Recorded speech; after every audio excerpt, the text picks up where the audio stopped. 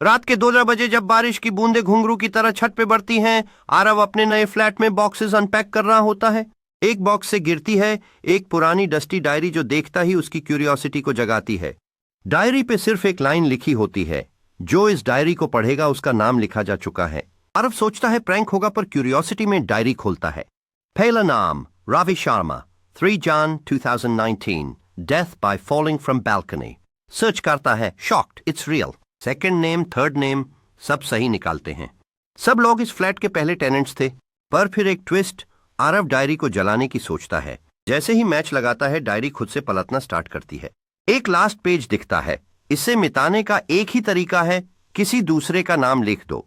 Aarav shock में, यही वजह थी पहले टेनेंट्स ने भी किसी का नाम लिखा।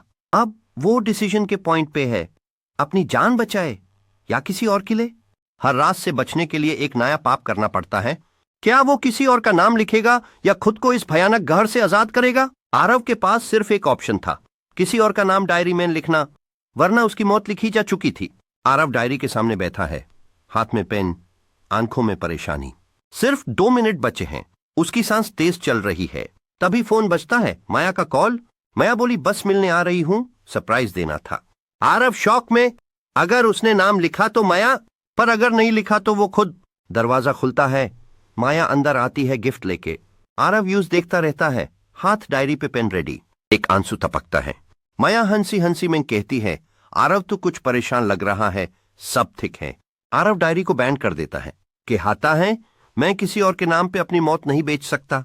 माया कुछ कहने ही वाली होती है, तभी एक शैडो पीछे से आती है। डायरी खुद से खुल जाती है, पेजेस उलटते जाते हैं और एक पेज पे लिखा होता है, माया कपूर, 23 जून, ड्राउन्ड इन ब्लड। आरव चिल्लाता है, नहीं, पर कुछ समझने से पहले ही लाइट्स ऑफ हो जाती हैं। पुलिस अराइव करती है। घर में सिर्फ एक बॉडी मिलती है, माया की। आरव का कोई पता नहीं। डायरी टेबल पर रखी होती है, खुली हुई। 3 दिन बीत गए थे माया की मौत के बाद और सबको लगा आरव भी मर चुका है। पर उस फ्लैट में एक नया किराएदार शिफ्ट होता है, कबीर। उसने बेड के नीचे एक पुरानी डायरी देखी। क्यूरियस होके खोलता है। पहला पेज लिखा था, आरव मल्होत्रा जिंदा है और वो तुम्हें देख रहा है। कबीर हिला जाता है, सोचता है प्रैंक होगा, पर फिर डायरी के नेक्स्ट पेजेस पढ़ता है। एक नया नाम लिखा होता है, जोया, डेथ बाय फायर, 24 जून। जोया उसकी फ्रेंड थी, जर्नलिस्ट। फोन करता है जोया को। वो चिल्लाती है फोन में, कबीर, मेरी बिल्डिंग में आग लग गई है, मुझे बचाओ। Phone cut. कबीर समझ जाता है ये डायरी प्रिडिक्ट नहीं करती, प्लान करती है। बस रात कबीर डायरी को जलाने जाता है, पर आवाज आती है, मत जलाओ। कबीर पलटता है, सामने आरव, जिंदा, लेकिन उसका चेहरा आधा जला हुआ, आंखें काली और हाथ में डायरी। आरव बोलता है, मैं मारा नहीं, डायरी ने मुझे जिंदा रखा। अब मैं ही नाम लिखता हूं, वरना मैं ही जल जाता हूं। कबीर के हाथ में डायरी दी जाती है। आरव बोलता है, एक नाम लिखो या अपना चुनो। कबीर डायरी खोलता है, पेन उठाता है और लिखता है, डायरी। एक सेकंड साइलेंस होती है, फिर आवाज आती है, ये नियम के खिलाफ है। डायरी कांपने लगती है, सब कुछ हिलने लगता है। आरव चिल्लाता है, तुमने इससे गुस्सा दिला दिया। डायरी पहले कभी हार नहीं मानी थी, लेकिन डायरी जल रही होती है, आवाज आती है, गेम रीसेट हो गया। सब कुछ शांत हो जाता है। अली सुबह पुलिस फ्लैट में आती है, खाली घर, डायरी जाली हुई और एक लाइन लिखी मिलती है, जो ये कहानी सुनता है उसका नाम लिखा जा चुका है। क्या तुमने कभी सोचा एक डायरी नाम लिखकर किस तरह किसी की मौत का फैसला कैसे करती है? यो कहानी शुरू होती है संदनन नीजुगो में। बंगाल के एक गांव में एक तांत्रिक था, अघोरनाथ। लोग कहते थे उसके पास एक किताब थी जिसमें लिखा हर नाम मौत का फरमान बन जाता। एक दिन एक बालक उस तांत्रिक की बेटी से प्यार कर बैठा। तांत्रिक ने डायरी में उसका नाम लिख दिया, पर बेटी ने खुद को मार लिया। तभी डायरी ने पहली बार अपना नियम तोड़ दिया और तांत्रिक से कहा, तुमने जिसे अपना समझा उसने मुझे चुना, अब तू मेरा दास है। उस दिन से श्राप शुरू हुआ। हर नई पीढ़ी में डायरी किसी एक को चुनती है, यूज जिंदा रखती है, लेकिन बदले में हर साल 7 नाम मांगती है। डायरी सिर्फ उसी को चुनती है जो किसी अपने को खोने के बाद जिंदा रह जाए, जिसका दिल टूटा हो पर सांस चलती रहे। और इस बार डायरी ने आरव को चुना, लेकिन कबीर ने एक काम कर दिया जो पहले कभी किसी ने नहीं किया। उसने डायरी के अंदर डायरी का ही नाम लिख दिया। तभी एक पुरानी रेखा जगी डायरी के अंदर, अगर कभी कोई मेरी मौत लिख पाया तो श्राप बैंड हो जाएगा। पर यह सिर्फ एक इल्यूजन था। डायरी सिर्फ एक पेज पे मरता है, और वो पेज था तंत्रिक की असली लिखी पहली लाइन। कबीर ने डायरी जलाई, लेकिन डायरी का एक टुकड़ा जलने से बच गया और उस टुकड़े पे अब लिखा है एक नया नाम, Kabir, return on blood moon, final Hunt begins. Kabir के हाथ में डायरी का जला हुआ टुकड़ा था और उस पे लिखा था, Kabir, return on blood moon, final Hunt begins. Kabir ने समझ लिया डायरी अभी जिंदा है और अगला ब्लड मून सिर्फ 3 दिन बाद आने वाला था।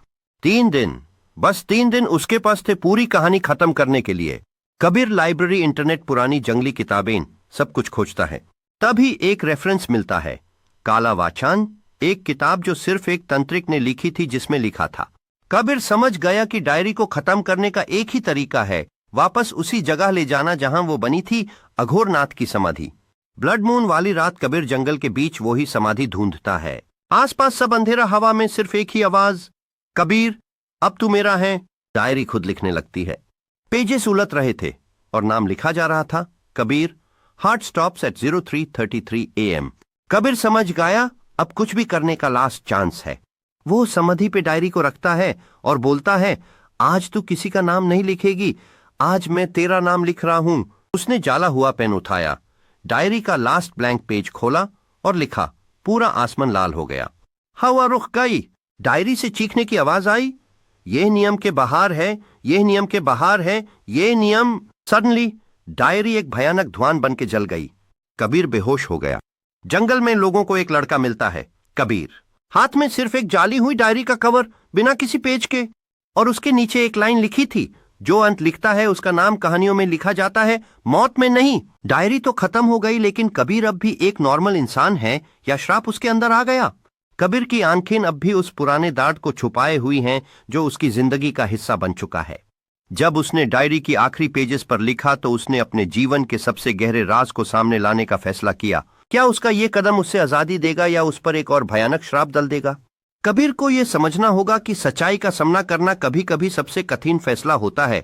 वो अपने अंदर के डीमन को समझने की कोशिश करेगा जो उसे हर पल तकलीफ दे रहा है,